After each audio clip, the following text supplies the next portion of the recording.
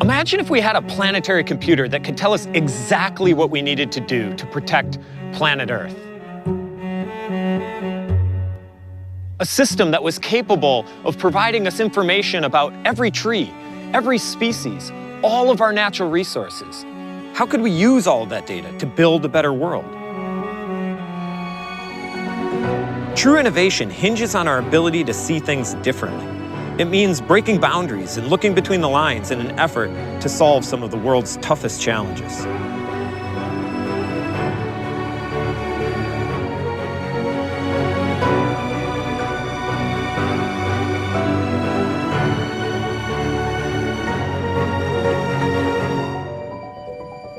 Planetary scale innovation is needed now more than ever. Because if we truly care about each other, then we have got to care about this planet that we all call home.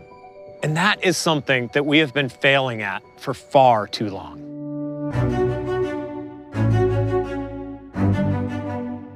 Consider this. In the time since I've been alive, the human population has almost doubled. Our species now uses more than 70% of all land on Earth to provide our food, our fiber, our water, minerals, and our energy. And these activities are fundamentally transforming the natural systems we all depend on. Species are going extinct tens to hundreds of times faster than they have before. And we're changing our climate systems in ways that could have catastrophic impacts. No matter how you view it, we're now facing one of the most existential challenges our species has ever had to think about. We have to somehow figure out how to mitigate and adapt to rapidly changing climates, ensure resilient water supplies, sustainably feed a human population rapidly growing to 10 billion, all while stemming a global and catastrophic loss of biodiversity. We may know how fast species are going extinct, but we don't actually know how many species there are, or how many trees there are. We're facing our last real opportunity to ask ourselves the most fundamental of questions. How are we going to solve these planetary scale challenges? And so, as a citizen, as a scientist, and as Microsoft's Chief Environmental Officer, I think the most important question to ask is not just what technology should be built, but how technology should actually be used.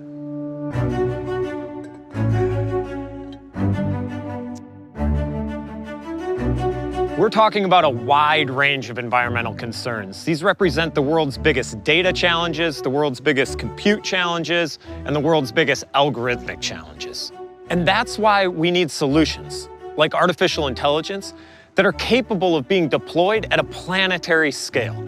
So what is artificial intelligence and how can it help us? Well, at its core, AI is just an algorithm that solves for an objective function. It solves a problem. And the biggest problem we need to solve right now is how we as humans can continue to grow and prosper without destroying the very ecosystems that we all depend on. So while we're a long way from having all the answers, what I can tell you is that our vision for building a better future is already well underway. Using AI and the power of cloud computing, we can now convert what used to be considered inconceivable amounts of data about Earth's natural systems into actionable insights and information. And that intersection is where our greatest innovations are occurring. Most of our computer scientists know a whole lot about technology, but just a little about the environment. Our partners, though, know a whole lot about the environment, but aren't so deep on technology.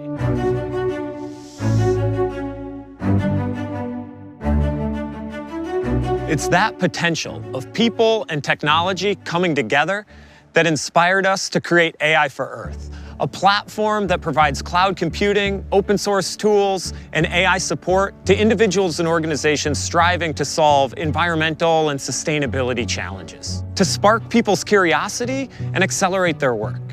Take, for example, the Chesapeake Bay Conservancy, a small nonprofit with a mandate to protect one of the most important watersheds in the United States. In order to do that, though, they and their partners needed to create a high-resolution map of where all the forests, fields, urban areas, and waterways actually were. They were able to do that, but it took them well over a year and $1 million to complete the job. And by the time they were done, the landscape had already changed, and the map was out of date. Through a partnership with AI for Earth, they were able to rebuild that 64,000 square mile map for a fraction of the cost in a fraction of the time. And this is just one of hundreds of projects that AI for Earth is empowering in areas like agriculture, water, biodiversity, and climate change with organizations all around the world. Take Wild Me. They're using computer vision and machine learning to convert wildlife photographs and videos into data that can be used to protect species on the verge of extinction. And then we have Ag Analytics, which combines farm data with machine learning to help farmers improve the sustainability of their practices while also maximizing their yields. And these are just a few examples of what's possible when people are empowered to scale their ideas and their solutions. One of the most difficult things to get across is just how much work it takes to turn something that provides such power and make it so simple to use. But that's really the beauty of AI, right? When it's done well, it just disappears into the background. AI First's approach has the potential to improve not just the environment, but also the economy. Research shows that deploying AI in just a few sectors has the potential to zero out the carbon emissions of Japan, Canada, and Australia combined, while also increasing GDP by 4.4% and creating almost 40 million new jobs.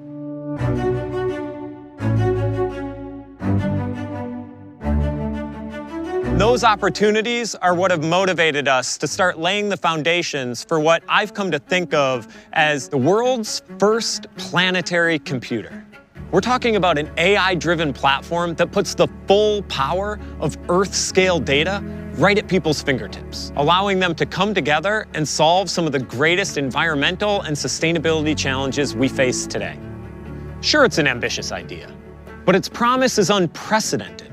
For the first time, we would be able to fully understand what resources are where, how fast they're being depleted, and more importantly, what could and should we be doing with all of our natural resources. But this won't be built as a crystal ball. Instead, it will be a global portfolio of applications, connecting trillions of data points to computing power and machine learning capable of converting that all into contextualized information. This is what Microsoft is innovating towards, what we're working with partners all around the world to help scale.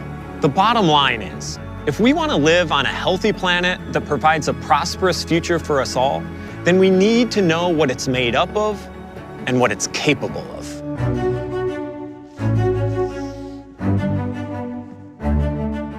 But before we do that, we have to have a conversation about ourselves, about the qualities that make us unique as a species, about compassion and empathy, and a drive for innovation. We have to agree that the objective function for the human species on Earth is to minimize our environmental impacts while maximizing the overall global human experience. And the good news is that if we can agree on that, then technology can help take us the rest of the way. The future is ours to decide.